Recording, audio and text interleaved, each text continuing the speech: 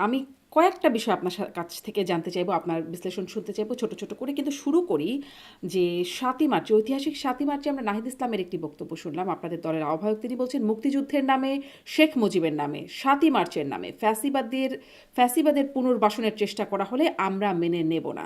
মানে তাহলে কি ফ্যাসিবাদের পুনর্বাসন রুখতে মুক্তিযুদ্ধ, শেখ মুজিব, ৭ই মার্চ এগুলো তুলে দিতে হবে? না, ব্যাপারটা সেরকম না। কথাটা তো খুব পরিষ্কার।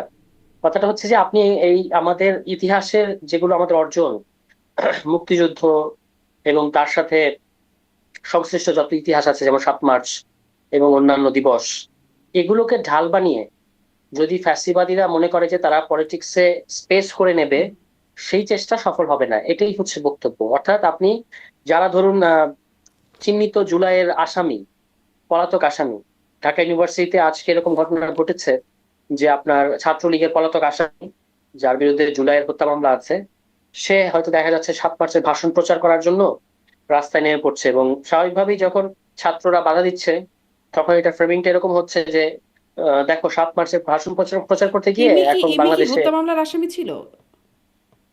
কিন্তু ইমির সাথে কারা, সেটা দেখতে হবে আপনাকে। হ্যাঁ, কিন্তু ইমির ইমিকেও তো সাথে কারা? তারা মারধর করে ছাত্রলীগের টেনে হিঁচড়ে নেওয়া হয়েছে। ছাত্রলীগের পোস্টেড নেতা। ইমির ডাকে তারা এসেছে এবং তারা ছাত্রলীগের পোস্টেড নেতা হুম। যারা ইমির সাথে ছিল। ফলে স্বাভাবিকভাবেই ইমির এই মানে যখন এরকম একটা পরিস্থিতি, যখন এখনো আওয়ামী লীগ বা ছাত্রলীগের সন্ত্রাসীরা নানাভাবে আপনার একটা স্পেস খোঁজার চেষ্টা করছে, তখন আপনি যদি সেই স্পেস বরাদ্দ করেন তাদেরকে, হ্যাঁ, তো তাহলে তো এটা সন্দেহ করাই যাবে। আর তাছাড়া ইমির নামে হত্যা মামলা নাই ঠিকই, কিন্তু ইমি কিন্তু একসময় ছাত্রলীগ করতেন। হুম। বাট সেটা সেটা অসুবিধা নাই, সে নাগরিক হিসেবে তার সকল অধিকারের পক্ষে আমরা। কিন্তু এই যে আজকে তিনি যে কাজটা করতে চেয়েছেন, এটা তো প্রকারান্তরে আসলে ফ্যাসিস্টদেরকে একটা স্পেস করে দেওয়ার কেন প্রক্রিয়ার মধ্যে ঐতিহাসিক তিনি। ৭ই মার্চের ভাষণ বাজাবে? তাতে ফ্যাসিস্টদের কেন মানে জায়গা করে দেওয়া আমি হচ্ছে? সেটাই বললাম, আপনি দেখেন তার সাথে কারা। তার সাথে কারা ছিল? তার সাথে ছিল সবাই, যে দুজনকে আমরা দেখতে পেয়েছি, পরে আরো দুই তিনজন, তারা সবাই ছাত্রলীগের পদধারী ছিলেন এবং আপনাদের এরা সাথেই তো এতদিন ছাত্রলীগের সার্জিস হাসনাত, তেনারা মানে সার্জিস অন্ততপক্ষে তারাই তো ছাত্রলীগের ছিলেন। তখন তো তারাও বঙ্গবন্ধুর গুণগান গাইতেন, তা না? তাই না? এই নিয়ে আপনার সাথে আগেও কথা হয়েছে। ছাত্রলীগের সার্জিসের কি পোস্ট বা ছিল? ধরেন কি নুরুল হক কোনো নূর। পদ ছিল? হুম। সেটা তো অনেক আগে। এরপরে তারা তো নিজেদেরকে প্রমাণ করেছেন। হাসনাতের কথা বলা হয়, হাসনাতের আসলে ছাত্রলীগের কখনো কোনো পদ ছিল না, হুম। এটা কেউ কখনো দেখাতে পারেনি। হুম। সার্জিসেরও কোনো পদ ছিল না, তারা হলে ছিলেন, এটা সত্য। কিন্তু তাদের নেতৃত্বে ঢাকা বিশ্ববিদ্যালয়, যেমন সার্জিসের নেতৃত্বে ঢাকা বিশ্ববিদ্যালয়ের 16 তারিখ অথবা 17 তারিখ, 16 তারিখ সম্ভবত, সবচেয়ে বড় ছাত্রদের যে মিছিলটা, সেটা হয়েছিল সার্জিস এবং হাসনাতের নেতৃত্বে। ফলে অবশ্যই তারা তো নিজেদেরকে প্রমাণ করেছে। ছাত্রলীগের সবাইকেই যে আমরা মানে বাংলাদেশে থাকতে দেবো না, আমরা তো কোনোদিন এই কথা বলি নাই। আপনি যদি কোটা আন্দোলনে ছাত্রলীগের অনেকেই ছিল, হুম। মানে নিম্ন পদস্থ কিংবা ছাত্রলীগের শেল্টারে থাকে এরকম অনেকেই ছিল। তারা তো এখন মানে ঢাকা বিশ্ববিদ্যালয়ে আছে কিংবা বিভিন্ন রাজনৈতিক দলের ছাত্র সংগঠন যুক্ত হচ্ছে। এটা নিয়ে তো কোনো আপত্তি নাই। কিন্তু কিন্তু যারা ৭ই মার্চের ভাষণ বাজালে আপনাদের আপত্তি কেন? তারা যদি ৭ই মার্চের ভাষণ বাজায়, তাহলে তাদেরকে টেনে হিচড়ে মারতে মারতে নিয়ে থানায় কেন দিয়ে আসতে হবে? তারা তারা তারা বাজাতে পারবে না। কারণ এই মুহূর্তে ছাত্রলীগ বা আওয়ামী লীগ হচ্ছে নিষিদ্ধ ঘোষিত। ছাত্রলীগ তো নিষিদ্ধ ঘোষিত ছাত্র সংগঠন, আর আওয়ামী লীগের সাংগঠনিক কার্যক্রম নিষিদ্ধ। তো তার ফলে জন্য তারা কি যদি, মানে তার জন্য কি মোসাদ্দেকরা গিয়ে মারতে মারতে দিয়ে আসতে পারে? ছাত্রলীগের নিষিদ্ধ সংগঠনের রাস্তায় যদি পাওয়া যায় তো? তাদেরকে পুলিশে ধরিয়ে দেওয়া যে কোনো নাগরিকের কর্তব্য। তাদেরকে পুলিশে ধরিয়ে দেয়া মানে যারা তাই হলো নাকি? আপনার নিষিদ্ধ ঘোষিত ছাত্র সংগঠনের, অবশ্যই। আমি যদি একটা জুলাইয়ের একজন ক্রিমিনালকে আমার আশেপাশে পাই, আমি তো চেষ্টা করবো তাকে মারতে পুলিশের হাতে মারতে নিয়ে সোপর্দ গিয়ে করার। পুলিশের কাছে দিয়ে আসা টেনে হিচড়ে? না, মারামারি হয়েছে কিনা আমি জানি না সেখানে। মারধর করাটা অবশ্যই অবশ্যই অনুচিত হবে। হয়েছে। হ্যাঁ। কিন্তু হ্যাঁ, মারধরের ওই অংশটুকু আমি হয়তো সমর্থন করবো না, কিন্তু এর বাইরে বাকি যে প্রক্রিয়া, অর্থাৎ তাদেরকে পুলিশ পর্যন্ত, কারণ তারা তো একটা আনরেস্ট তৈরি করতে চাচ্ছে এবং তারা এই ৭ মার্চ কিংবা মুক্তিযুদ্ধের আবেগটাকে পুঁজি করে তারা আসলে একটা আনরেস্ট তৈরি করতে চাচ্ছে। ফলে অবশ্যই মুক্তিযুদ্ধের এই এক্ষেত্রে আবেগটা নিয়ে সতর্কতা। আপনারা কি কিছু করলেন? মানে ৭ই মার্চের তো একটা আবেগ আছে, একটা ঐতিহাসিকতা আছে। সেটা নিয়ে তো আপনারা কিছু কি করলেন? আমরা এই যে গত ২ মার্চ যখন আপনার পতাকা উত্তোলন দিবস গেল, আমরা কিন্তু সেটা উদযাপন করেছি। ৭ মার্চ? আমরা ৭ মার্চেরও আমরা, এটা ইতিহাসের যতটুকু এটার প্রাপ্য, বা ইতিহাসের যেখানে এটা অবস্থান করে, অবশ্যই সেটাকে আমরা ইতিহাসের অংশ মনে করি। কিন্তু এই মুহূর্তে ৭ মার্চকে উদযাপন করার তো একটা আলাদা রাজনৈতিক মানে আছে। এইটা তো এটার থেকে তো আমরা মানে আহ, কি বলবো, যে অসচেতন না। মানে ৭ই হ্যাঁ, মার্চকে ফলে উদযাপন করলে আলাদা রাজনৈতিক মানে হবে? সেটি একটা ইতিহাসের একটা মানে নিজস্ব কোনো জায়গা নাই? সেটি একটা রাজনৈতিক মানে হয়ে যাবে যদি উদযাপন করা হয়? অবশ্যই আছে, কিন্তু যখন এখনো আমাদের আমাদের ভাইদের রক্ত ঝরছে, যে যিনি বলেছেন যে আমরা আমাদের শত্রুর সাথে ইনসাফ করব, তাকেও মেরে ফেলা হয়েছে, ছাত্রলীগ আওয়ামী লীগের লোকজনই মারছে, তখন তো 7 মার্চ আমরা মানে প্রচার এত নিরীহ ভাবে প্রচার করলে হবে না। এটা তো একটা খুব মানে নাইভ স্টেট হবে যে আমরা সবকিছু থেকে দূরে রেখে আলাদা করে একটা 7 মার্চ উদযাপন করবো। 7 মার্চ এগুলোর সাথে জড়িয়ে আছে, এবং বিশেষত যখন 7 মার্চকে সংবিধানের মধ্যে যুক্ত করার মধ্যে দিয়ে শেখ হাসিনা এটাকে যখন তফসিলে যুক্ত করলেন তার মানে অবৈধ প্রক্রিয়ায়, সেটা করার মধ্য দিয়ে কিন্তু মানে আমাদের সংবিধানকে এক ধরনের আমি বলবো যে দলীয়করণ করেছেন তিনি। হুম। কারণ 7 মার্চটা বাংলাদেশে এটা আওয়ামী লীগই এটাকে ঘটা করে তাদের রাজনৈতিক পুঁজি হিসেবে পালন করে এসেছে। তো সেটাকে যখন আপনি একটা জাতিসংঘ সংবিধানের এটাকে মধ্যে যুক্ত করেন, রেকগনিশন দিয়েছে।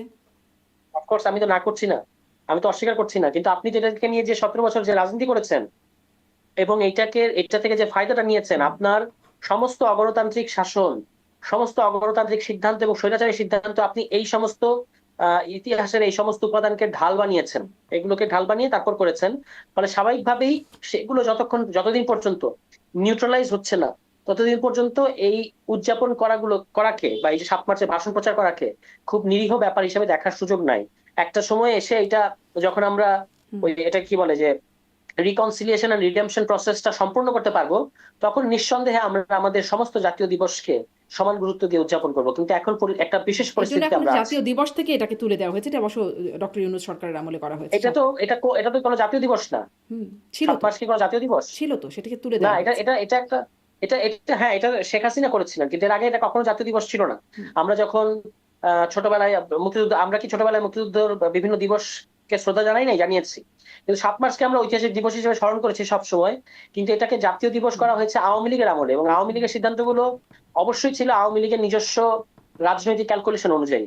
ফলে সেটার ব্যাপারে তো এখনকার এই আচ্ছা, ভিন্ন মানে যেহেতু পরিস্থিতিতে আওয়ামী লীগ এতদিন ডেফিনেটলি সেটিকে একটা ক্যালকুলেশনে, রাজনৈতিক ক্যালকুলেশন ব্যবহার করেছে, সেজন্য এখন আর সেটিকে আপাতত করা যাবে না। আপাতত করা যাবে না। আচ্ছা। আপনি রাইটলি আপাতত শব্দটা হুম। ব্যবহার করেছেন, আপনাকে ধন্যবাদ। আচ্ছা, আচ্ছা, ঠিক আছে। আপাতত করা যাবে না। যদি কেউ করে সেখানে যদি তাদেরকে আবার সেটাও পুলিশের হাতে তুলে দিতে হচ্ছে। অবশ্যই অবশ্যই, যদি সেখানে ক্রিমিনাল থাকে, জুলাই হত্যা মামলার আসামি থাকে, তাকে তো অবশ্যই পুলিশের হাতে তুলে দিতে হবে। অনেক আসলে আরো অনেক আসামিরাই ঘুরে বেড়াচ্ছে। আপনারা কি সবাইকে এরকম তুলে দেওয়ার দায়িত্ব, মানে তুলে দেওয়ার দায়িত্ব সবাই হাতে নিবে এখন আসামি দেখলে? না, সবাই সবাই হাতে নেবে না, ব্যাপারটা এরকম না। আমি যেটা বললাম যে যেমন ঢাকা বিশ্ববিদ্যালয় এলাকায় ছাত্রলীগের পদধারী যারা যারা জুলাইয়ের হত্যা মামলার আসামি, তাদেরকে তো ওই ছাত্ররা চেনে। হুম। ফলে তারা যখন তাকে শনাক্ত করতে পেরেছে, হ্যাঁ, তখন তো তাকে ধরিয়ে দেওয়াটা দেবেই, আচ্ছা, এটা খুব স্বাভাবিক। আচ্ছা। এবং আপনি করছেন আবার শাহবাগ খানার সামনে। হুম, হুম। হ্যাঁ, মানে মানে মানে সে মানে আমি নিজেই তো এই শাহবাগ চিন্তা খানার সামনে। করছিলাম যে যদি এরকম সবাই, এখন অনেকেই মামলার আসামি ঘুরে বেড়াচ্ছেন, যাদের এভাবে যদি সবাই ধরে ধরে মেরে মেরে পুলিশের হাতে দিতে থাকেন, তাহলে আসলে পরিস্থিতিটা কেমন হবে সেটিও একটু ভিজুয়ালাইজ না করার না না, চেষ্টা সেটা করছিলাম। সেটার কথা বলা হয় নাই। পুলিশের দায়িত্ব আসামিরা কোথায় আছে সেটা শনাক্ত করে ধরা। এটা এখানে অন্য কারোর কোনো সুযোগ নাই। কিন্তু যদি আমার সামনে বা আমাদের সামনে এরকম চিহ্নিত কোনো সন্ত্রাসী আমরা জানি যে অমুক বাড়িতে আছে, তখন পুলিশকে ইনফর্ম করা তো আমাদের নাগরিক হ্যাঁ, দায়িত্ব। পুলিশকে আপনি ইনফর্ম যদি করা, জানেন যে হ্যাঁ, পুলিশকে ইনফর্ম করা যেতে পারে, কিন্তু মারতে মারতে নিয়ে গেল এবং পুলিশ তাদেরকে ধরলো, না যারা না, মারতে আমি তো মারতে বললাম যে নিয়ে গেল, মারা, টেনে হিচড়ে নিয়ে গেল, তাদেরকে হ্যাঁ, কিন্তু কিছু বললো না। এটা পুলিশ বলতে পারবে। পুলিশের উচিত আচ্ছা। হচ্ছে প্রত্যেক নাগরিককে, এমনকি যারা অপরাধী, তাদেরও মানে মানবাধিকার রক্ষা করা, এটা পুলিশের দায়িত্ব এবং আদালতের দায়িত্ব, এটা রাষ্ট্রের দায়িত্ব। তাহলে সেটা আপনারা কি বলবেন যে যে যারা আসলে এই টেনে হিচড়ে নিয়ে গেল বা মারধর করলো, তাদেরকে পুলিশ যেন তাদের বিরুদ্ধে আইনি ব্যবস্থা নেয়? না, আপনি আপনি মানে ঘটনা বাদ দিয়ে ঘটনার প্রতিক্রিয়া নিয়ে যদি বেশি মনোযোগ দেন তাহলে তো হবে না। না, আগে তো মূল প্রতিক্রিয়াটাও ঘটনাটা তো দেখতে আইনি হবে হতে যে হবে, তাই না? বেআইনি প্রতিক্রিয়া কি হওয়া যাবে? বেআইনি প্রতিক্রিয়া হবে না। কিন্তু ঢাকা বিশ্ববিদ্যালয় এলাকায় আপনি জানেন যে ঢাকা বিশ্ববিদ্যালয় এলাকায় শিক্ষার্থীদের এক ধরনের স্বায়ত্তশাসন রয়েছে, এবং সেখানে যদি তারা তাদেরই পূর্বতন সহপাঠী কোনো আসামিকে ফ্রিলি মুভ করতে দেখে, তাহলে স্বাভাবিকভাবে তারা সংক্ষুব্ধ হয়। ঘটনাগুলোকে সে কারণেই দেখতে হবে। ইতিপূর্বে ঢাকা বিশ্ববিদ্যালয় অনেক সময় হুম। অনেক গুরুত্বপূর্ণ রাষ্ট্রপ্রধান কিংবা রাষ্ট্রের গুরুত্বপূর্ণ পদধারী ব্যক্তিদের কিন্তু ছাত্ররা ঢুকতে দেয় না, আপনি জানেন তো। হুম। সেগুলো কিন্তু অ্যাপারেন্টলি বেআইনি। মানে আপনি যদি তর্ক করতে চান তাহলে সেটা অবশ্যই বেআইনি তাহলে ঘটনা হ্যাঁ, হ্যাঁ। ঘটেছে। হুম। কিন্তু ছাত্ররা তো রাজনৈতিক অ্যাক্টর, পলিটিক্যাল অ্যাক্টর। ফলে তারা কিছু পলিটিক্যাল মুভ নিবে, এটাও স্বাভাবিক, এটাও আমাদেরকে খেয়াল রাখতে হবে। আচ্ছা, আপনার অবস্থান স্পষ্ট। আমি একটু আরো কিছু আমার অবস্থা বিষয়, সবসময় স্পষ্ট সব জি, বিষয়ে। জি, আপনি যা বলছেন সেটি স্পষ্ট, মানে সেটি এখন মানুষের গ্রহণ করার জায়গাটা, মানুষ কীভাবে গ্রহণ করছে সেটা তাদের উপরে, তারা নিশ্চয়ই এটাকে বিবেচনা করবেন। আপনার আপনার অবস্থানটা আপনি স্পষ্ট করেছেন। আমি একটু কথা বলতে চাই যে আহ, সম্প্রতি এটি নিয়ে আপনি কথা বলেছেন, অবশ্য আমি গণমাধ্যমে আপনাকেও কথা বলতে দেখেছি, ফলে আমি শুনেছি, কিন্তু তারপরেও আপনার কাছে আমি আমার অনুষ্ঠানের মাধ্যমে আরেকবার একটু খুব সংক্ষেপে শুনতে চাই যে সম্প্রতি রিজওয়ানা হাসান, সাবেক উপদেষ্টা, তার বক্তব্য নিয়ে আপনাদের জোট সঙ্গী জামাতে ইসলাম বলছেন যে তিনি ইলেকশন ইঞ্জিনিয়ারিংয়ের জন্য তাকে রাজসাক্ষী হিসেবে তাকে পেয়ে গেছি, এবং তার সাথে সাথে খলিলুর রহমানকেও দায়ী করছেন। আপনারা আসলে মানে আপনার দলের কোনো অবস্থান আছে কিনা যে তাকে কেন আপনার জোট সঙ্গী রাজসাক্ষী বলছে, তার বক্তব্যে রাজসাক্ষী বলবার মতো বিষয় আছে কিনা? না, এটা হলো যে আমাদের তো দলীয় অবস্থান নাই, এটা পরিষ্কার। এই জায়গা থেকে আমরা আমাদের দলের পক্ষ থেকে এই ইস্যুটাকে অ্যাড্রেস করা হয়নি, করা হয়েছে। না। তার মানে এটাকে আমরা ইস্যু হিসেবে এটাকে আমরা পিক করছি না। আমরা তো প্রতিদিনই বিভিন্ন রাজনৈতিক ঘটনা বা প্রধান প্রধান ঘটনাগুলোর বিপক্ষে, এই যেমন আপনি একটু আগে শুরু করলেন যে আমাদের আহ্বায়কের যে বক্তব্য দিয়ে, মানে যেটা আমাদের কাছে রাজনৈতিকভাবে গুরুত্বপূর্ণ আমরা সেটাকে অ্যাড্রেস করি প্রতিদিন হুম। নানা কর্মসূচি এবং বক্তব্যের মধ্য দিয়ে। যেহেতু এই স্পেসিফিক ঘটনাটাকে আমাদের দলের তরফ থেকে অ্যাড্রেস করা হয় নাই, তার মানে আমরা মনে করছি না যে এই বিষয়ে দলীয় অবস্থান জানানোর প্রয়োজন আছে। এর পাশাপাশি আমি নিজে মন্তব্য করেছি একটা প্রোগ্রামে, আপনি দেখেছেন, একটা টক শোতে। সেখানে আমি পরিষ্কার বলেছি যে এই বক্তব্যের অন্য সমালোচনা হতে পারে, কারণ উগ্রবাদ, মৌলবাদ, এই যে শব্দগুলো, এগুলোর নানা ধরনের রাজনৈতিক মানে আছে।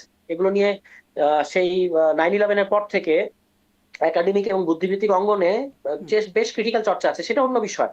মানে মৌলবাদ জুজুর তৈরি করার মধ্য দিয়ে কোনো অগণতান্ত্রিক শাসন, আপনি দেখবেন যে আমাদের দেশে অগণতান্ত্রিক শাসন থাকার পেছনে একটা প্রধান যুক্তি ছিল যে না, আদারওয়াইজ মৌলবাদ চলে আসে। ফলে আমরা সেই রাজনীতি বিরোধিতা করেছি অতীতে, সেটা এক ব্যাপার।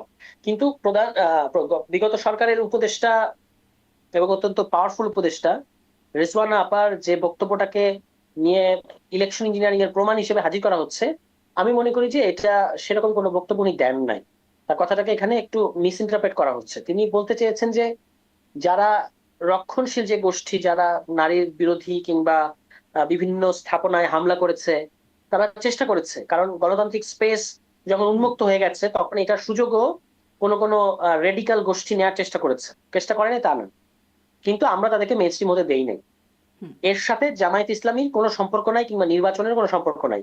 কিন্তু যখন সাংবাদিক এই বিরোধী দল শব্দটা মানে কথার মধ্যেই ঢুকিয়ে দিয়েছে, তখন একটা কনফিউশন তৈরি হয়েছে যে যেন ওই ওই উগ্রবাদী বা ওই গোষ্ঠীগুলো দ্বারা জামায়াত ইসলামীকে বোঝানো হচ্ছে। আসলে সাংবাদিক বলছেন রিজওয়ানা তাদের আপা, মধ্যে একটা পার্ট বিরোধী দলেও আছে। তখন সৈয়দা হ্যাঁ, রিজওয়ানা হাসান বলছেন যদি থেকেও থাকে, আমার এটা আপনার হচ্ছে কাজ হবে ফিগার অফ তাদের স্পিচ। রাজনীতির যতটুকু অংশ নারী বিদ্বেষী ততটুকুকে, মানে সেইটুকুর বিরুদ্ধে কাজ এই করা। কথার সাথে তো, এই কথার তো কোনো কোনো সমস্যা নাই। মানে না। যদি সেটা যেই হোক, কোনো রাজনৈতিক দল হোক কিংবা অন্য কোনো শক্তি হোক, যেগুলো গণতান্ত্রিক উপাদানের বিরুদ্ধে যে ব্যাপারগুলো আছে, সেটা কোনো ধর্মবিবাদী দলই হতে হবে নেসেসারিলি না, এটা কোনো জাতীয়তাবাদী দলও হতে পারে। যদি তাদের কোনো বিষয় স্পেসিফিক ভাবে সমাজ হুম। এবং রাষ্ট্রের জন্য ক্ষতিকর হয়, তাহলে সেই স্পেসিফিক বিষয়গুলো নিয়ে আমাদের কাজ করতে হবে, এটা ছিল তার বক্তব্য।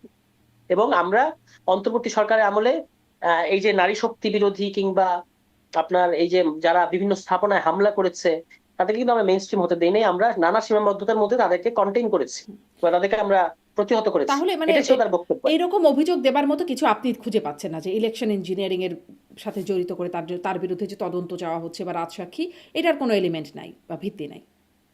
না, তার ওই বক্তব্য থেকে এরকম কোনো আচ্ছা, সিদ্ধান্ত ড্র তাহলে করা কেন, যায় না, এটা এটা আমার কি মতামত। মনে হয় যে মানে জামাত, আপনাদের জোটসঙ্গী জামাত কেন গায়ে পড়ে নারী বিদ্বেষী উগ্রবাদীদের যে ট্যাগটা সেটা নিজের গায়ে নিয়ে আসলো, যে তাদেরকেই এটাও বলা তো তারা হচ্ছে? দিতে পারবে, এটা তারা দিতে পারবে, হুম। এটা তারা দিতে পারবে। এবং আমি মনে করি যে এখানে এই ইস্যুটা তারা ভুলভাবে যদি পিক করে, তাহলে আসলে এটা রাজনৈতিক ক্ষতিই হবে, তাদের নিজেদেরই নাকি রাজনৈতিক আসলে ক্ষতি তারা হবে। তাই এই জন্য তাদের গায়ে লাগলো? না, সেরকম না।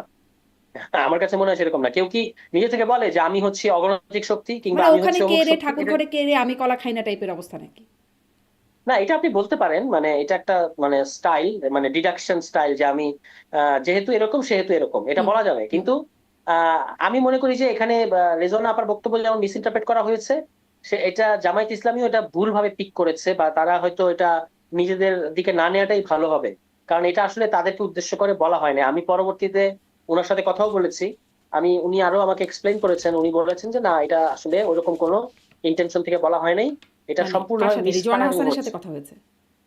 জি, আমি তাকে আচ্ছা। জিজ্ঞেস করেছি জামাতের যে কারোর সাথে কথা হয়েছে? তারাও তো আপনাদের জোট সঙ্গী। হুম, আমি তাদের কয়েকজন নেতাকে জিজ্ঞেস হ্যাঁ। করেছি যে এটার হুম, হুম। আসলে ব্যাপারটা কি। তখন তারা তারা তাদের মতো করে একটা ব্যাখ্যা দিয়েছে। কি আমি ব্যাখ্যা? বোঝানোর চেষ্টা করেছি যে এটা তারা কি ব্যাখ্যা দিয়েছে? তারা মনে করছে যে তাদেরকে এখানে নির্বাচনে একটা ইঞ্জিনিয়ারিং করে হুম, হারানো হয়েছে। নির্বাচনে যে ইঞ্জিনিয়ারিং এর ব্যাপার, এটা কিন্তু এই অভিযোগ কিন্তু আমাদের আছে যে সূক্ষ্ম পর্যায়ে ইঞ্জিনিয়ারিং হয়েছে, এবং এই অভিযোগ কিন্তু আমাদের আছে। কিন্তু আমি বলছি যে রিজওয়ানা আপার ওই বক্তব্য থেকে এই সিদ্ধান্ত ড্র করা যায় না, এর ফলে মিসফায়ারিং করা যাবে না। হুম। মানে তাহলে যেমন কি এটি জামাতের খলিলুর রহমানের যে অপকৌশল? ইস্যুটা খলিলুর রহমানের যে ইস্যুটা, তিনি অন্তর্বর্তী সরকারের উপদেষ্টা ছিলেন, এবং ফ্ল্যাগ ফ্ল্যাগের গাড়ি নিয়ে তিনি ওই দক্ষিণ প্লাজায় ঢুকলেন শপথের দিন। হুম, আবার আরেকটা ফ্ল্যাগ দিয়ে তিনি বের হলেন। এইটা তো সিরিয়াস কনফ্লিক্ট অফ ইন্টারেস্ট হিসেবে আমরা মনে করি, এবং হুম, আমরা এটা বলেছি। তার যোগ্যতা বা তার ক্যাপাসিটি নিয়ে কোনো প্রশ্ন করছে না, কিন্তু প্রশ্নটা হচ্ছে যে এই যে আপনি আসিফ মাহমুদ এবং মাহফুজকে নিয়ে যেটা বলার চেষ্টা করলেন, মানে আপনি বিএনপি এবং হুম, এরা হুম। অন্যরা, যে যে কিভাবে তারা সরকারে থাকলে তো এটা কনফ্লিক্ট অফ ইন্টারেস্ট ইত্যাদি ইত্যাদি, পুরো একটা বছরই কথাটা বলা হয়েছে। তারা তো তফসিলের আগেই পদত্যাগ করলেন। আসিফ নির্বাচনই করেন নাই, মাহফুজ দলেই আসেন নাই। তো এটাকে আপনারা এত বড় ইস্যু করলেন, মানে যারা হুম। করেছে। অন্যদিকে এই এই খলিলুর রহমান মানে শপথ নেওয়ার আগ পর্যন্ত একটা সরকারের অংশ ছিলেন, মানে অন্তর্বর্তী সরকারের অংশ ছিলেন, আবার তিনি পরের সরকারের অংশ হয়ে গেলেন। এটার বিএনপির ব্যাখ্যা কি? বিএনপি কিন্তু এটার ব্যাপারে কোনো ব্যাখ্যা দেয় না। জি, আর সেটার ভিতরে আমরা আসলে কোনো ব্যাখ্যা পাই নাই যে কোন ব্যাখ্যায় সেটি করা হচ্ছে। বিএনপির কাছ থেকে আসলে এই ব্যাখ্যাগুলো পাওয়া যাচ্ছে না, যে বিভিন্ন রদবদলে কোনটা কোন ব্যাখ্যায় করছে সেটি কোনোটাই পাওয়া যাচ্ছে না। আমি যেহেতু আপনাদের জোট সঙ্গী জামাত, ফলে এই আপনি প্রশ্নটা এদিকে একটু বেশি মনোযোগ দিলে ভালো হবে। কোন দিকে? এই যে বিএনপি যে ব্যাখ্যাহীন একটা অবস্থায় আছে, হ্যাঁ, এবং বিএনপির এই সাথে যে কথা নিয়োগ বলার যেগুলোর সুযোগ কথা যখন আপনি, হয় তখন এই প্রশ্নটা সবসময় করি ভেরি যে ইম্পর্টেন্ট। যে কেন আসলে এই বিষয়ে ব্যাখ্যা দিচ্ছে না, জবাবদিহিতাটা আসলে জায়গাটা কোথায় থাকছে, সেই ব্যাখ্যাটা নিশ্চয়ই আমরা তখন করি। এই জন্য আপনি যেহেতু আছেন, আপনাদের বিষয়গুলোর জবাবদিহিতার আপনার কাছে জানার চেষ্টা করছি, বা আপনাদের জোট সঙ্গীদের বিষয়টাও আপনারা কীভাবে দেখছেন সেটি একটু জানবার চেষ্টা করছি। আপনি কি মনে করেন যে আমাদের সাথে জোট করে এখন নির্বাচনের পরবর্তী রাজনীতি থেকে আপনারা লাভবান হচ্ছেন নাকি ক্ষতিগ্রস্ত হচ্ছেন?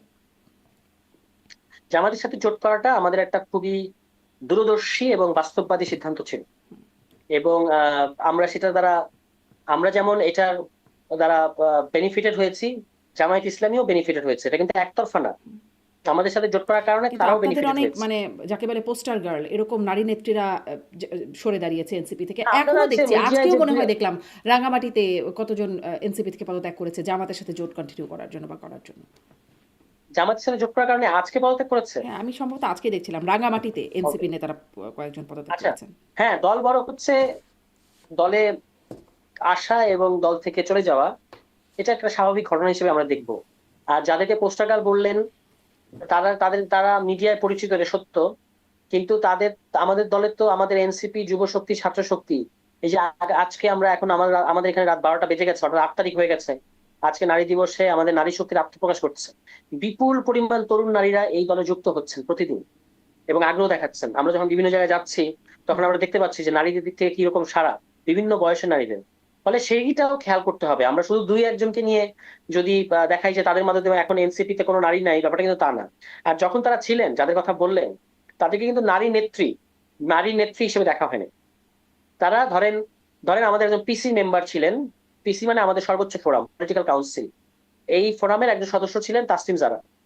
তো নাসিরুদ্দিন পাটোয়ারিও একজন পিসি মেম্বার, তাসনিম জারা একজন পিসি মেম্বার। দলের কাছে নাসিরুদ্দিন পাটোয়ারিও একজন নেতা, তাসনিম জারাও নেতা। যখন তাসনিম জারা পদত্যাগ করলেন, তখন হয়ে গেল নারী নেত্রী। হুম। তো এই ফ্রেমিংটাও তো আমাদের না, কি বলে, কেন চিহ্নিত কেন করতে আসলে হবে। ফ্রেমিংটা হয়তো এই কারণেই হলো কিনা যে মানে একসাথে নারীরা, বিশেষ করে আপনাদের দলের যারা পরিচিত মুখ নারী ছিলেন, তারা মোটামুটি সবাই সমস্যা এটার বিরোধিতা করলেন, এবং অনেকে সরে গেলেন, কেউ কেউ আবার বিরোধিতা করেও বা সমালোচনা করেও থেকে গেলেন। কিন্তু সমালোচনাটা কিন্তু হয়েছে নারীদের কাছ এটা থেকে সত্য না, মূলত। পুরোপুরি সত্য না। আমি বলি কিরকম হয়েছে। স্পেসিফিক ভাবে পাঁচ জন, হ্যাঁ 6 জন, 6 জন নারী, যারা জেন্ডারের দিক থেকে নারী, আমাদের দলের লিডার, তারা এটার বিরোধিতা করেছেন। এবং আরো 7 জন চিঠি দিয়ে এটা আহ্বায়কের এই সিদ্ধান্তের পক্ষে অবস্থান নিয়েছে। তাদের কথাটা কিন্তু মিডিয়া আসে নাই। হ্যাঁ, তারাও চিঠি দিয়ে, ওই 6 জন যারা দেখা করে বলেছেন যে আমরা চাই কারণ দল ওই ছয়জনকেই শুধু না আমরা যাক। বেশি চিনি, আমাদের চেনা মুখ, তাদের হ্যাঁ, ব্যাপারে কথা রাইট, বলি, হ্যাঁ সেটাই। গণমাধ্যমে তারা হ্যাঁ, আসেন। হ্যাঁ। না, এখানে তো গণমাধ্যমের আপনার একটা রাজনীতি আছে। গণমাধ্যমের রাজনীতিটা হচ্ছে গণমাধ্যম যেটা এনসিপি বিরোধী, সেটাকে মানে পোর্ট্রে করতে বেশি পছন্দ করে। কিন্তু এই যে যেটা মানে দলের পক্ষে, সিদ্ধান্তের পক্ষে, তো এটা তারা মানে চাই, তাদের সামনেই আছে, কিন্তু কেন তারা এটা পিক আপনারা করবে না। গণমাধ্যমের সাথে কি করেন যে গণমাধ্যম আপনাদের বিরোধী প্রচারণা করতে পছন্দ আমরা করে? কিছু করি নাই। আপনি আপনি যে কালের কণ্ঠের মতো পত্রিকা, আজকেও দেখলেন যে তারা ইউনূস সরকারকে অবৈধ সরকার বলেছে। তাদের কাছে কিছু করতে হবে নাকি? তারা এগুলো সবই, আপনি জানেন যে, আপনি নিজে মিডিয়ায় লম্বা সময় ছিলেন, যে এই মিডিয়াগুলো কাদের media, who own this media. ফলে স্বাভাবিকভাবেই তাদের একটা রাজনীতি আছে, তারা তো ওখান থেকে সরে আসেন নাই। এই কালের কণ্ঠ, বাংলাদেশ প্রতিদিন সহ বসুন্ধরা গ্রুপের পত্রিকাগুলো পুরো 1.5 বছর যেভাবে আমাদের চরিত্র হনন করেছে, যেভাবে মিথ্যা নিউজ করেছে, এগুলো একটাও সাংবাদিকতার মধ্যে পড়ে না। আমি আপনাকে আরেকটা উদাহরণ দিই। আসিফ মাহমুদের কথিত দুর্নীতি, হুম। 400 কোটি টাকার দুর্নীতি, এটা নিয়ে 1.5 বছর আমাদেরকে ব্যাশিং করা হলো, প্রশ্নের মুখে জর্জরিত করা হলো। কিন্তু যখন দুদক তার এপিএস কে ক্লিয়ারেন্স দিল, হুম। তখন কি সেটা নিয়ে কোনো আলোচনা আছে? আপনি দেখতে পাচ্ছেন? আলোচনা নাই। গাজী সালাউদ্দিন তানভীর, আপনার মনে থাকবে, হুম। আমাদের আরেকজন, যাকে আমরা মানে সমস্ত কিছুর চাপে যাকে আমরা দল থেকে অব্যাহতি দিয়েছিলাম, তাকেও কিন্তু নিষ্পত্তি পত্র দিয়েছে দুদক। তো আপনি যদি ইম্পার্শিয়াল থাকতে চান, তো ওটা কি আপনাকে দুদক ওটাও, আসলে ওই যে আগে বলা হতো দুদক যা মানে অপরাধী ঢুকবে সেখান থেকে ক্লিন চিট নিয়ে বের হবে, সেরকম একটা জায়গায় কি দুদক আছে এই জন্য এরকম হচ্ছে? এখন দুদক যদি তাদের বিরুদ্ধে অপরাধগুলো মানে যে অভিযোগগুলো এগুলো যদি প্রমাণ করতো, তখন আমরা বলতাম দুদক স্বাধীন প্রতিষ্ঠান, তাই না?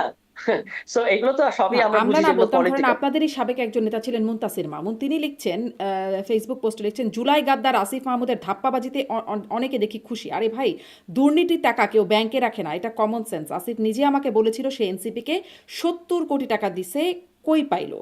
এনসিপি চলে আসিফের দুর্নীতির টাকা, এটা ওপেন সিক্রেট। আরও লিখছেন, মাহফুজ এনসিপিকে খুব একটা টাকা দেয় নাই যা দিছে আসিফ মাহমুদ, এরকম হচ্ছে তার বক্তব্য। এবং সেই সাথে আমি একটু মিলিয়ে প্রশ্ন করতে চাই, 70 কোটি টাকা দেওয়ার যে বিষয়টা সেটি যদি আপনি বলতে চান একটু শুনবো।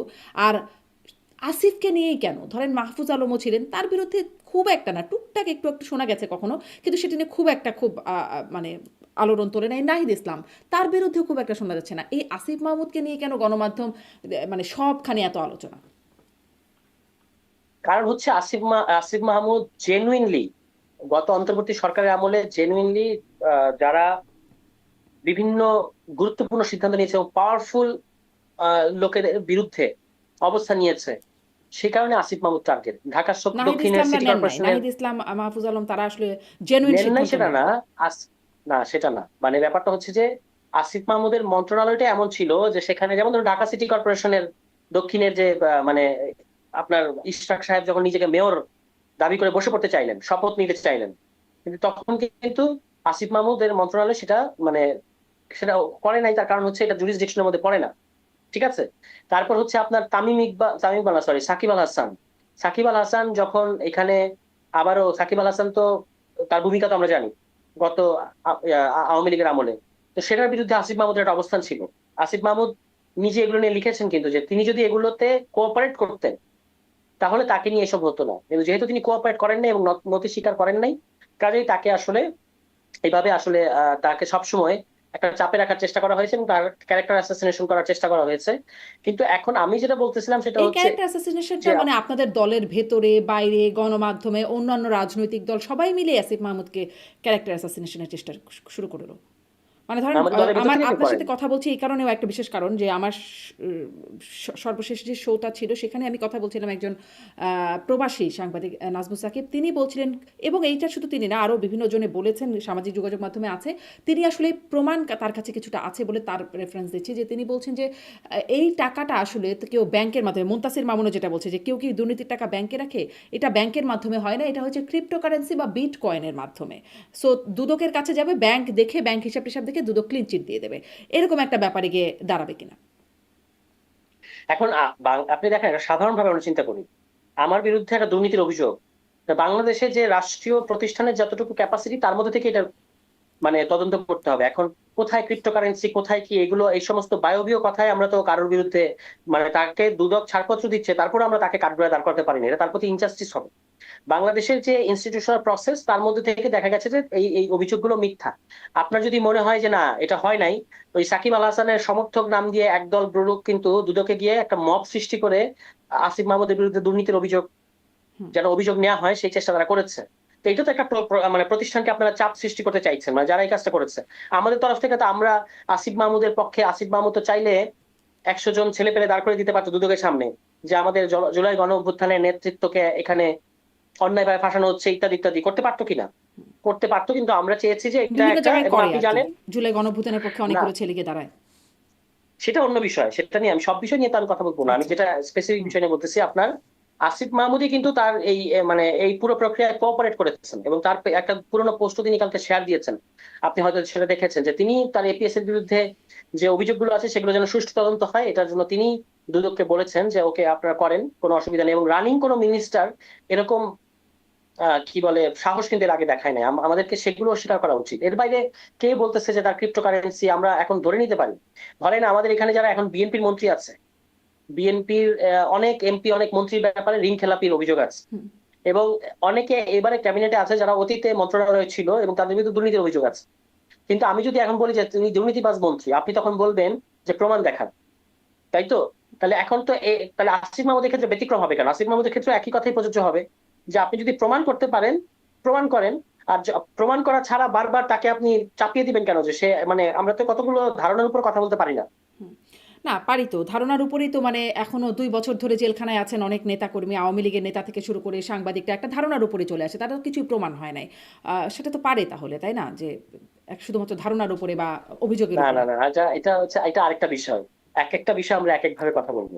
মানে যেমন ধরুন নতুন যে প্রসিকিউশন, আপনার এটা সিরিয়াস কনসার্ন থাকা উচিত। নতুন যে প্রসিকিউশন এই সরকার আসার পরে হুম। গঠিত হলো, তারা এসে প্রথম যে স্টেপটা নিল সেটা হচ্ছে জুলাইয়ের ওই যে রামপুরার যে মামলা, ওই যে কার্নিশে হুম। ঝুলেছিল তারপর তাকে গুলি করা হয়েছে, হ্যাঁ পুলিশ গুলি করছিল, এই মামলাটার রায় তারা পিছিয়ে দিল। হ্যাঁ, তো এটা একটা সিরিয়াস কনসার্ন থাকা উচিত। এর বাইরে যদি কেউ অন্যায়ভাবে আটক থাকে, সুনির্দিষ্টভাবে আমরা সেটা নিয়ে অবশ্যই কথা বলবো, যে কাউকে অন্যায়ভাবে আটক কিংবা আমরা ধারণা করে যে সে আওয়ামী লীগ সুতরাং তাকে অ্যারেস্ট করতে হবে, কোনো গ্রাউন্ড ছাড়া কাউকে অ্যাটাক করা যাবে না বা আক্রমণ করা যাবে না, এটা আমরা কখনো সমর্থন করি না। কিন্তু ধরুন কোনো সাংবাদিক যদি বলে যে প্রধান উপদেষ্টা ডক্টর ইউনূসের ঘর বাড়ি তো পুড়িয়ে দেওয়া উচিত, প্রধান উপদেষ্টা ডক্টর ইউনূস এবং এই ছাত্র নেতাদের বাড়ি ঘরে তো হামলা করা উচিত, তখন এটা কি আপনি ফ্রিডম অফ স্পিচ হিসেবে বিবেচনা করবেন নাকি ইনসাইটমেন্ট অফ ভায়োলেন্স হিসেবে বিবেচনা করবেন? এটাও কিন্তু একটা বড় প্রশ্ন, হুম। তাই না? তখন আপনাকে কিন্তু সরকার, যে কোনো সরকারকে যদি সে ব্যবস্থা না নেয় তাহলে তো তার সরকারত্ব নিয়েই প্রশ্ন উঠবে। হুম। মানে আ সেটা ওই যে আমি বলছিলাম যারা ইতিমধ্যে জেলখানায় আছেন তাদেরকে তাদের বিরুদ্ধে তো মানে তাদেরকে ছাড়ার ব্যাপারে তাদের প্রতিকারের ব্যাপারে তো কোনো কথা ওঠে না। তাদেরকে তো ধারণার ভিত্তিতেই আটকে রাখা হয়েছে, তাই না? তাদের বিরুদ্ধে না কোনো তদন্ত হয়েছে, প্রমাণ হয়েছে। কিন্তু তারা আসলে কোনো জামিনও পান নাই, জেলখানায় আটক রয়েছে। ডেভিড বার্গম্যান তিনি বলছিলেন, সাংবাদিক ডেভিড বার্গম্যান যে কতজন ২ বছর, অনেকে আছেন ৮০ ঊর্ধ্ব, অনেকে আছেন খুব দুরারোগ্য ব্যাধিতে আক্রান্ত। তারা জেলখানায় শুধুমাত্র ধারণার বশতই কিন্তু রয়ে গেছেন। তদন্তও হয় নাই। তিনি কি এই কথাটা বলেছেন যে ধারণার ভিত্তিতেই তাদেরকে ধরে রাখা হয়েছে? বিচার ছাড়া কিসের ভিত্তিতে রাখা হয়েছে? বিচার ছাড়া তাদেরকে রাখা বিচার ছাড়া হয়েছে। কে? আমি জানি না, মানে যদি এরকম হয় না অবশ্যই সেটা নিন্দনীয় হবে, কিন্তু আমি ধরেন আমি যতটুকু যদি জানি বলি যে যারা সাংবাদিকদের কথা, উনি আরো অনেকজনের আওয়ামী লীগেরও কয়েকজন বর্ষীয় নেতার কথা বলেছেন। আম ধরেন সাংবাদিক মোজাম্মেল বাবু, শ্যামল দত্ত, ফারজানা রূপা, শাকিল তারা যে এখনো জেলখানায় আছেন, তাদের বিরুদ্ধে তো অভিযোগ তদন্ত কিছু প্রমাণিত হয় নাই, তাই না? এটা, তাদের ব্যাপারটা কি এত নিরীহ এত সরল? আপনি তো তাদেরকে ব্যক্তিগতভাবে চেনেন, একদম। তাদের গত ১৫ বছর ভূমিকা তো আপনি জানেন। এই মোজাম্মেল বাবুর কথা বললেন, হুম। তাকে কি আমরা সাংবাদিক হিসেবে ধরে এই কথাটা মানে বলার কোনো সুযোগ আছে? কিন্তু তাকে কি উনি খুনি তো হিসেবে গত তাকে জেলখানায় রাখার মানে গত সুযোগ আছে? না, তার তো একটা, তার তো একটা শাস্তি হতে হবে, মানে কিন্তু তিনি তিনি তো আছেন গত হত্যা রেজিমে, মামলায়। হত্যা চেষ্টা মামলায়। অবশ্যই মানে এই হত্যা চেষ্টা মামলায় তারা তো শেখ হাসিনাকে নানাভাবে বুদ্ধি পরামর্শগুলো দিয়েছেন এবং এগুলো সমর্থন করেছেন, এবং তারা সাংবাদিক হলেও যথেষ্ট প্রভাবশালী ছিলেন গত সরকারের আমলে, এবং তারা আসলে দলীয় লোক, শুধু হুম। সাংবাদিকতার ওই হুম। মানে কি বলে আমব্রেলা পড়লে দেখালে তো হবে না। তারা আসলে এই জুলাই গণহত্যার সাথে নানাভাবে জড়িত, এবং আপনি সাংবাদিক সম্মেলনগুলোতে যেভাবে তারা শেখ হাসিনার গণহত্যা, শেখ হাসিনার বিভিন্ন ধরনের দুর্নীতি এবং অপকর্মগুলোকে সমর্থন করেছেন, তাদেরকে কি এমনি এমনি শুধুমাত্র সাংবাদিক হিসেবে দেখার সুযোগ আছে? আমি মনে করি সুযোগ নাই। ফলে তাদেরটা ওভাবেই দেখতে হবে। হুম। মানে এই ব্যাখ্যাটা যদি কেউ বলে যে আপনাদেরকে এভাবে দেখতে হবে, আপনারাও বুদ্ধি পরামর্শ দিয়েছেন, ফলে পুলিশ হত্যাকাণ্ড হয়েছে। এই যে এই দুর্নীতি, নানান রকম দুর্নীতি হচ্ছে সেগুলোকে আপনারা সাফাই গাচ্ছেন, ফলে আপনাদেরকেও যদি হত্যা মামলা দিয়ে পরে আটকে রাখা হয়, সেটা কি মানে তখন কি ওটাকে যৌক্তিকতা পাবেন আপনারা খুঁজে? পুলিশ হত্যা কোথায় ঘটলো? না, পুলিশ হত্যাকাণ্ডের ঘটনা ঘটেনি ৫ থেকে ৮ই আগস্টের মধ্যে বা তার ওই সমসাময়িক সময়? না, এটাকে তো আমরা পুলিশ হত্যা হিসেবে দেখতে পারি না। এটা আমি বললে তো হবে না।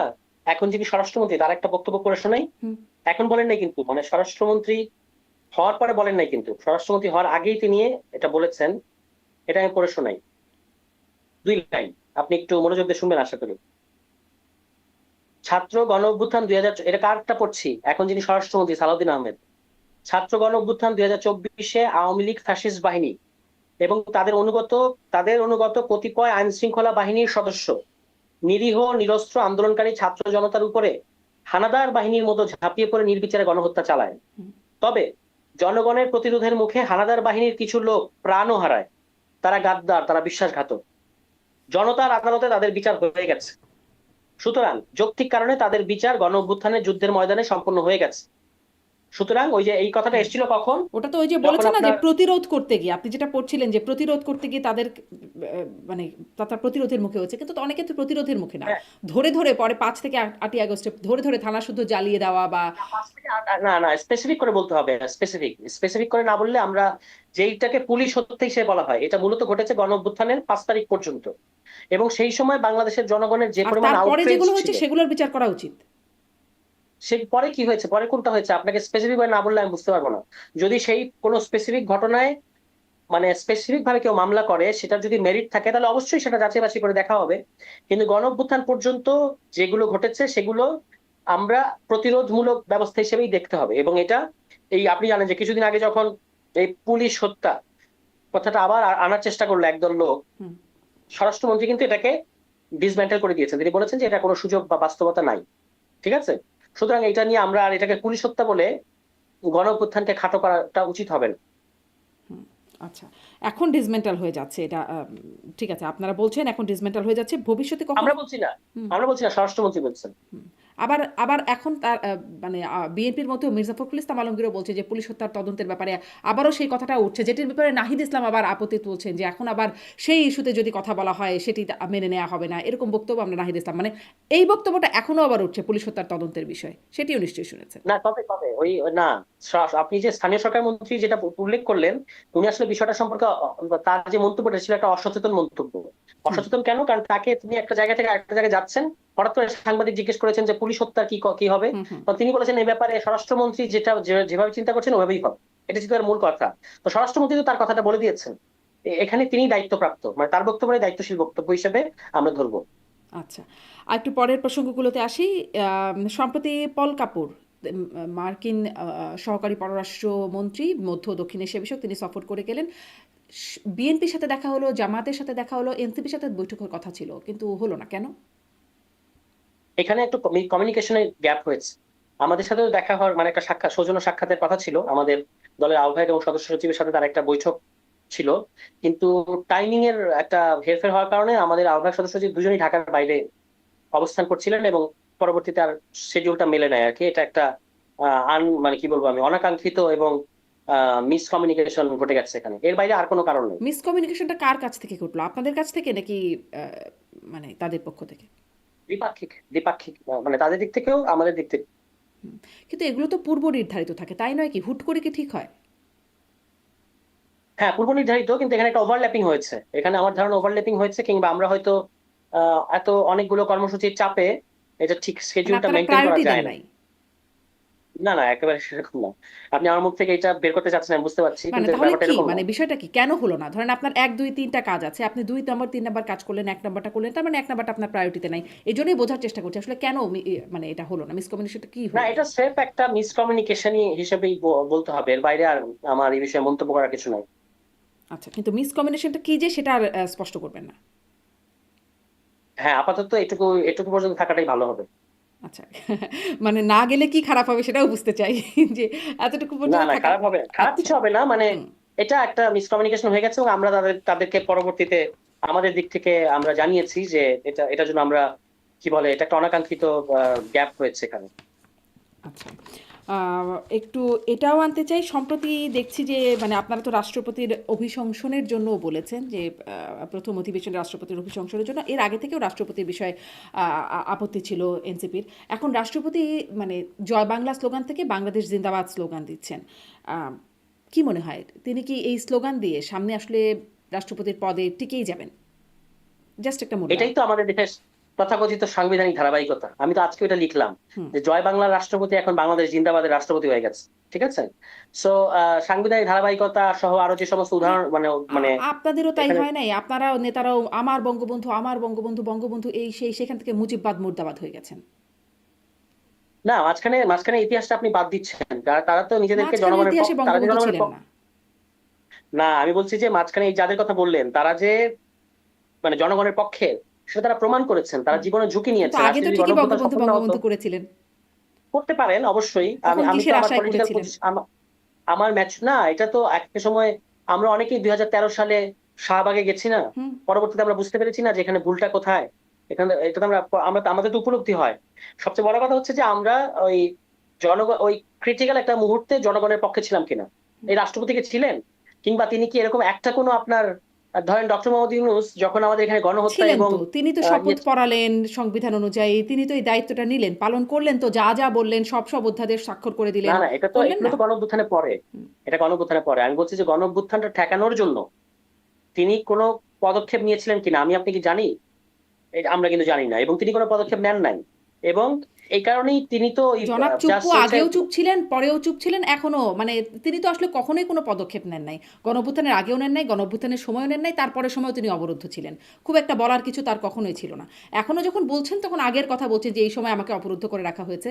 কিন্তু বর্তমান সময়ে এসেও আবার বাংলাদেশ জিন্দাবাদ স্লোগান দিচ্ছেন। তিনি না, তো এই যে কখনো কিছু এখন যে বলেন নাই। এখন যে এখন যে তিনি তিনি যখন এখন সাক্ষাৎকার দিলেন কালের কণ্ঠে, হ্যাঁ, তখন কিন্তু তিনি বললেন যে তিনি অমুক সময়ে এই গত 1.5 বছর অন্তর্বর্তী সরকারের সময় এই কথাটা বলেছেন, সরকার তার কথা রাখেনি। হুম। একটা কিছু বলেছেন তো, হুম। মানে ভেতরে একটা মেসেজ তো পাস করেছেন।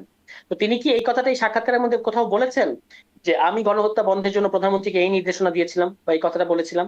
বলেন নাই। হুম। কাজেই তাকে, তিনি তো আসলে কমপ্লিসিট, এই ক্রাইমের কমপ্লিসিট। এবং বিএনপির এখানে আপনার হঠকারী রাজনীতিটা হচ্ছে এই যে তারা এরকম একজন প্রমাণিত দুর্নীতিবাজ। আপনি আওয়ামী লীগ শুধু এটা তো বিষয় না, আপনি একটা রাষ্ট্রের সর্বোচ্চ গুরুত্বপূর্ণ পদে আছেন এবং আপনার বিরুদ্ধে দুর্নীতির অভিযোগ আছে, আপনার দ্বৈত নাগরিকত্ব আছে। এগুলো তো বিএনপি একসময় আওয়ামী লীগ আমলে কম্পাইল করে যাদের সামনে হাজির করেছিল। পাশাপাশি ন্যূনতম আত্মমর্যাদার পরিচয় এখানে বিএনপি দেওয়া উচিত ছিল। যে তারেক রহমান সাহেব আমাদের যিনি এখন প্রধানমন্ত্রী, তাকে চুপ্পু কি ভাষায় সম্বোধন করেছিলেন এটা আমি উচ্চারণ করতে চাই না। শহীদ প্রেসিডেন্ট জিয়াউর রহমানকে তিনি বলেছেন অবৈধ সামরিক শাসক। বেগম খালেদা জিয়াকে জিয়া অরফানেজ ট্রাস্ট মামলা, যে ভুয়া মামলায় মানে নাজেহাল করার পেছনে যারা ছিলেন তার মধ্যে অন্যতম কারিগর হচ্ছেন এই চুপ্পু। হুম। এবং তিনি নানাভাবে শপথ লঙ্ঘন করেছেন, তার সাংবিধানিক পদের হ্যাঁ, অপব্যবহার করেছেন, মানে তাকে এটা অনেক এটা কি আগে এই ছড়িয়ে বার্তা দেওয়া উচিত দিচ্ছেন? ছিল। মানে আপনি নেগেটিভ জায়গাগুলো তুলে ধরছেন যে হ্যাঁ, এগুলোর একটা বাস্তবতা আছে। আবার এই বার্তাও কি এর মাধ্যমে দেওয়া যায় কিনা যে তিনি আসলে প্রতিশোধের রাজনীতি করছেন না। সংবিধানের যে ধারাবাহিকতা যেটির কথা বলেন তারা, যে সেই ধারাবাহিকতাটাই তারা আসলে রক্ষা করছেন। প্রতিশোধ পরায়ণতার বিষয়টা তাদের মধ্যে নাই। কে সাংবিধানিক প্রতিশোধ প্রণয়ন হবে কেন? আপনি যদি একটা লোক যদি সাংবিধানিক একটা পদে থেকে সংবিধানকে জনগণকে গণহত্যা করতে হবে, এটা কি আমাদের সংবিধানের মানে এটা ঠেকানোটাই তো আপনার সাংবিধানিক দায়িত্ব। জনগণকে প্রোটেক্ট করে আপনার সাংবিধানিক দায়িত্ব, আপনি তো সেটা করেন নাই। ফলে এই তাকে যদি এই কারণে তার বিরুদ্ধে ব্যবস্থা নেওয়া হয়, লিস্ট তাকে অপসারণ করা হয় তার পদ থেকে, এটা কেন প্রতিশোধ হবে? এটা তো প্রতিশোধ হবে না। কিন্তু বিএনপি এখানে যে সাংবিধানিক ধারাবাহিকতা, ধরেন আপনি যে সাংবিধানিক ধারাবাহিকতার কথা বলতেছেন, আমি আপনাকে একটা প্রশ্ন করি যে তিনি যে সংসদ ভেঙে দিলেন এই অন্তর্বর্তী সরকার মানে গণঅভ্যুত্থানের পরে, এই সংসদ ভেঙে দেওয়ার যে ক্লজটা আমাদের সংবিধানে আছে, সেখানে বলা আছে যে আপনার প্রধানমন্ত্রীর লিখিত পরামর্শ লাগবে।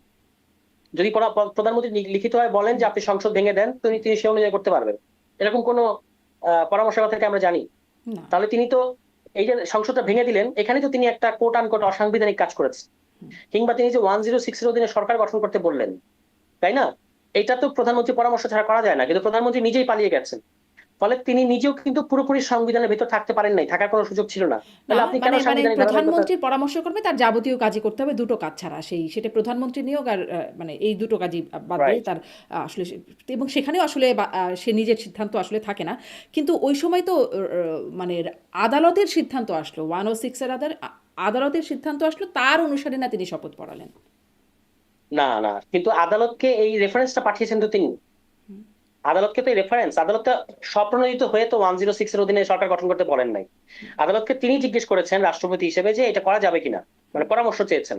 আমি বলছি এই পরামর্শ তিনি যে চাইলেন, এটাও কি এটা তিনি চেয়েছিলেন প্রধানমন্ত্রীর আসলে? পরামর্শ ছাড়া। মানে এটা তার নামে হ্যাঁ, হলো, বাকি সব অধ্যাদেশগুলো দ্যাট ইজ যেমন তার নামে হলো। দ্যাট ইজ অলসো মাই না, তিনি তো এইটাকে আপলোড করলেন যে আপনি যে কালের কণ্ঠ যে সাক্ষাৎকারের কথা বলেছেন না, সেখানে তো তিনি বললেন যে তিনি তো এটা বলেন না যে আমাকে জোর করা হয়েছিল এই ক্ষেত্রে। হুম, তিনি বলেছেন যে আমি প্রধান বিচারপতির সাথে এটা কনসাল্ট করেছি, মানে এটা তিনি দায় নিয়েছেন। কিন্তু আমি বলছি আপনি যে কাজটা করলেন এটা কি আপনি প্রধানমন্ত্রীর পরামর্শ করেছেন? তো প্রধানমন্ত্রী পরামর্শ না করলে আপনিও তো সংবিধান ভঙ্গ করেছেন। হুম, আপনি কিসের সাংবিধানিক ধারাবাহিকতা যুক্তি আমাদেরকে দেখান? এগুলো তো আমরা বললেই তো আমরা এটা মানবো না, তাই না? ফলে তাকে অপসারণ করাটাই হতো সংবিধান সম্মত, কারণ তিনি অনেক আগেই ওথ ভঙ্গ করেছেন।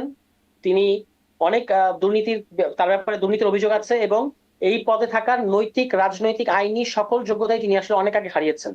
তাকে অপসারণ করাটা, যখন ধরেন এই যে অভিশংসনের যে ধারাটা, রাষ্ট্রপতিকে অভিশংসন করা যাবে কেন? তিনি যদি তার শপথ ভঙ্গ করেন। তো তিনি তো তার শপথ ভঙ্গ করেছেন। আপনি তাকে জোর করে টিকিয়ে রাখাটাই আসলে সংবিধানকে ভায়োলেট করা।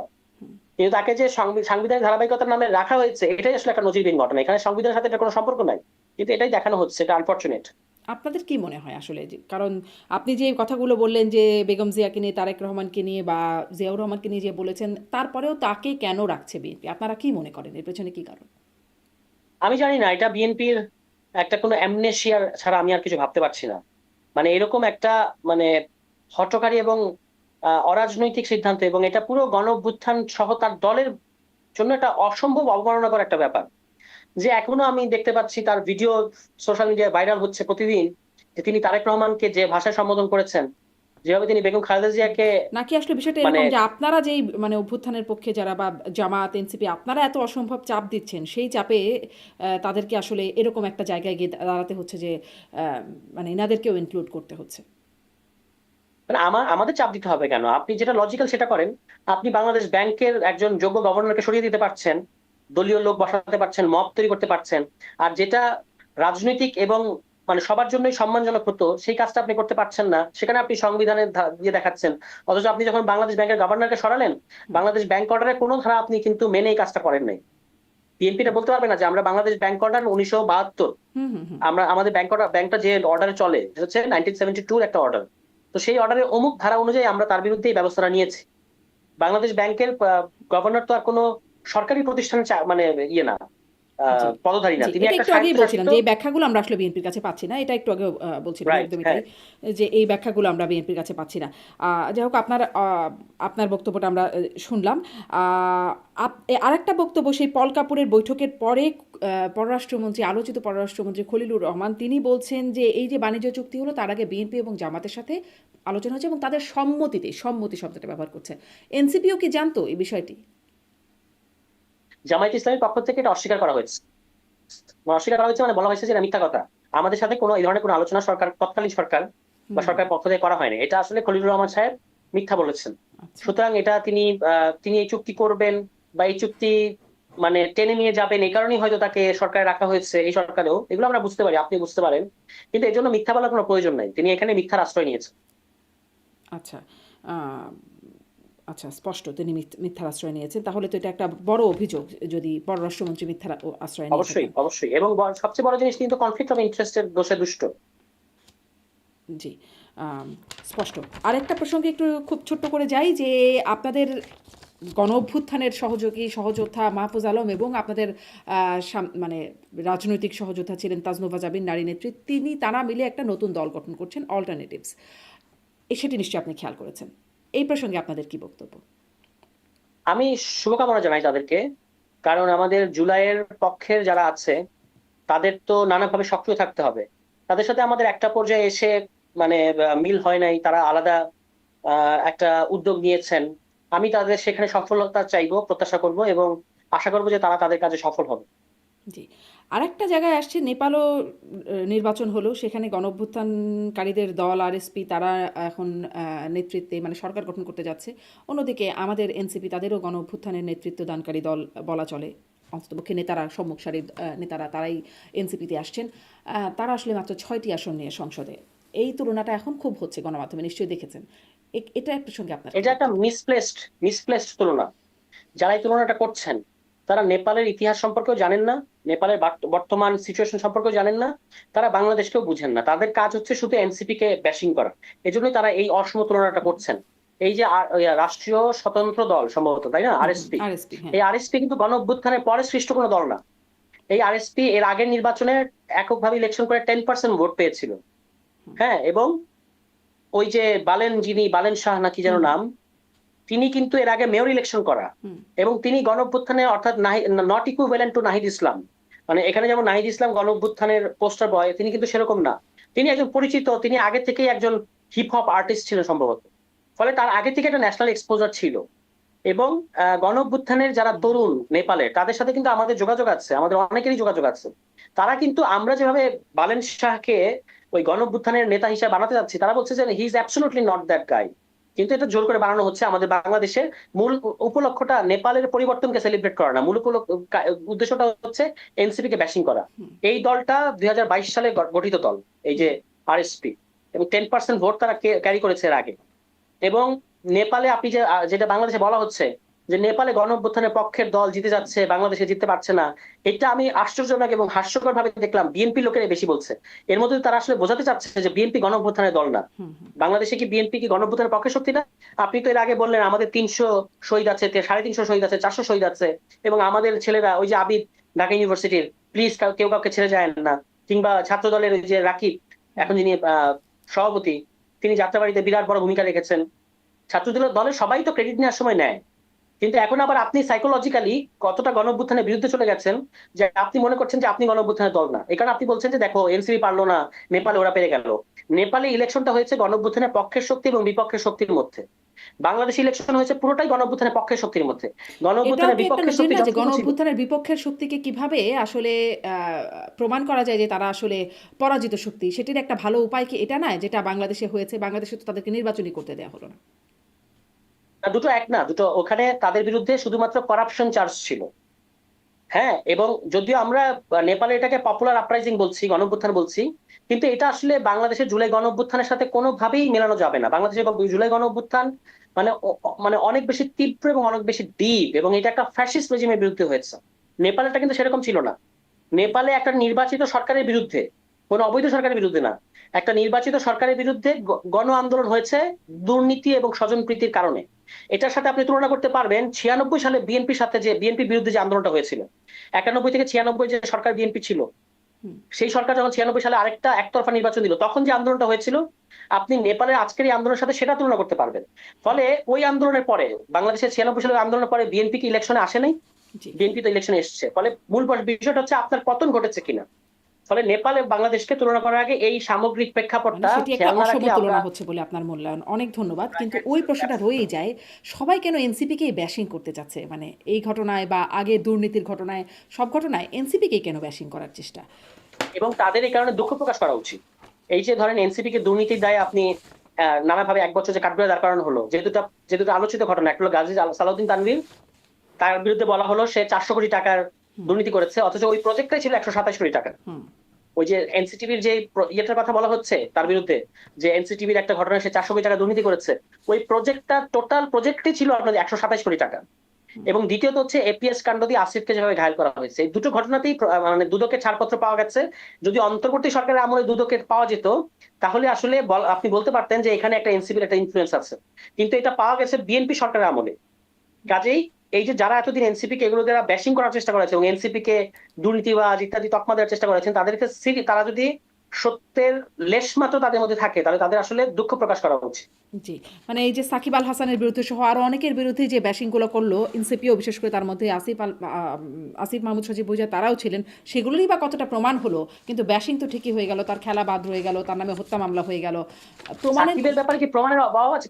সাকিব তো তার তো শেয়ার বাজারে বিরাট দুর্নীতি আছে তার বিরুদ্ধে, এগুলো তো রিপোর্টেড পত্র পত্রিকায়। এবং পত্রপত্রিকায় তো আপনাদেরও আসিফের বিরুদ্ধে সব রিপোর্টেড।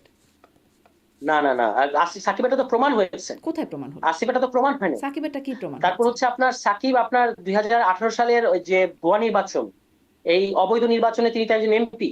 হুম ফলে এই শুধুমাত্র এই জন্যই তো তার শাস্তি হওয়া উচিত। আপনি অবৈধ বাংলাদেশের মানুষের ভোটাধিকার হরণ করেছেন, আপনার শাস্তি হবে না? ফলে সে দুটোকে এক এক নির্বাচন করলে মেলানো করেছে, হবে সে না। নির্বাচন করেছে, কেন মানে তার শাস্তি হবে? কোথায় নির্বাচন হয়েছে? বাংলাদেশ নির্বাচন হয় নাই, 14, 18, 24 কোনো নির্বাচন হয় নাই তো। না, 24-এ তিনি ভোট চেয়েছেন, মানুষ যারা ভোট দিয়েছে দিয়েছে, না দিয়েছে না দিয়েছে, আর কোথাও কোথাও না, 18 গন্ডগোল সালে হয়েছে, তিনি এমপি ছিলেন মানে কোন গোজামিল নির্বাচন? 18 হয়েছে। সালে নির্বাচনে ছিলেন না? হুম 18 সালে নির্বাচনে এমপি ছিলেন না? হুম ওটা তো একটা অবৈধ নির্বাচন। তো ওই অবৈধ নির্বাচনে আপনি যদি অংশ নেন এবং সেটার মাধ্যমে আপনি এমপি হন, অবশ্যই আপনাকে তো এর জন্য অ্যাকাউন্টেবল মানে শিকার হতে হবে।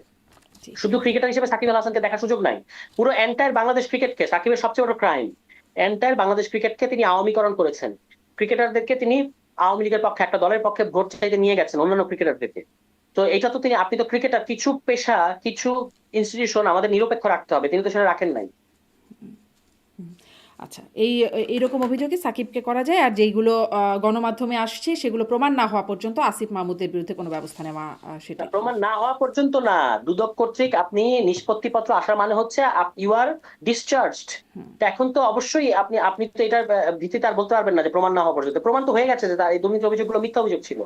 না, আসিফের বিরুদ্ধে এখনো প্রমাণ হয় নাই, যদিও সেটি শুধুমাত্র ব্যাংক স্টেটমেন্টের উপরে। আসিফের বিরুদ্ধে তো কোনো দুদকের দুদকের কোনো অভিযোগ নাই তো তার বিরুদ্ধে।